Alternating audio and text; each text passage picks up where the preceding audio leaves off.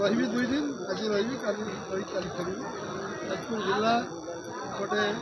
आमर ऐतिह्य संपन्न जिला आध्यात्मिक जिला और राजनीतिक जिला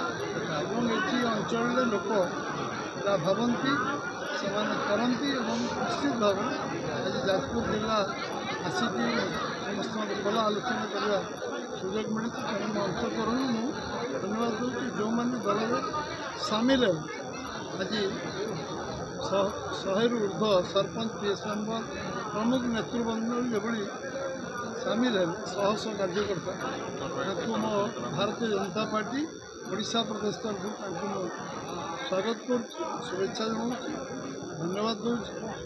भारतीय जनता पार्टी निश्चित भाव में जो भाव में हजार हजार कार्यकर्ता बड़चना जाई मिसिले सबू जिला सब जगार मिशुं दल शक्तिशाली एवं आज झारखंड जो भाव अभूतपूर्ण मिश्रण है निश्चित भाव में दल शक्तिशाली हम केवल धर्मशाला विधानसभा नुह जाजपुर जिला नुह ओडिशा शक्तिशाली हम एवं निश्चित भाव में विश्वर सबुठ बड़ राजनीति दल को लोक आकृष्ट होशार लोक एकाकार हो समस्ते आम सहित आम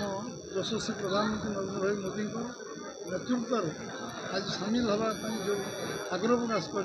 दल तरफ मुझे पुनः अभिनंदन।